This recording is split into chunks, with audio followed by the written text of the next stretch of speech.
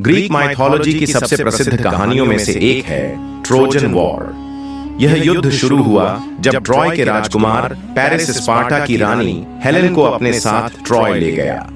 Helen के पति Sparta के राजा मेनेलस ने बदला लेने की ठानी और ग्रीस के सभी राज्यों से सेना इकट्ठा की।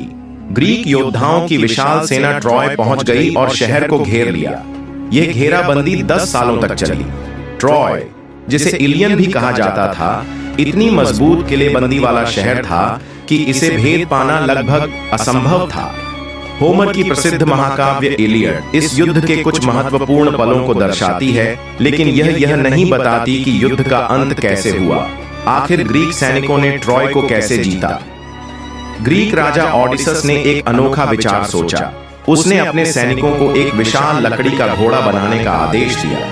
यह घोड़ा सिर्फ एक मूर्ति नहीं था, बल्कि इसके अंदर गुप्त रूप से ग्रीक योद्धाओं को छुपाया गया था, जिनमें अकिलीज भी शामिल था। ग्रीक सैनिकों ने ट्रॉय के लोगों को यह विश्वास दिलाया कि वे युद्ध हार गए और पीछे हट गए, लेकिन असल में वे पास के एक द्वीप पर छिप गए। ट्रोजन लोगों को लगा कि यह लकड़ी का घोड़ा उनके लिए विजय का उपहार है। कुछ लोगों ने इस घोड़े को शहर में लाने से मना किया। भविष्यवक्ता कसांड्रा और अपोलो के पुजारी लाओकोअन ने चेतावनी दी कि यह ग्रीकों की चाल हो सकती है, लेकिन ट्रॉय के राजा प्रायाम ने उनकी बात को नजरअंदाज कर दिया। ट्रोजन लोगों ने लकड़ी के घोड़े को गर्व से अपने शहर में खींच लिया और जीत की खुशी में रात भर जश्न मनाया।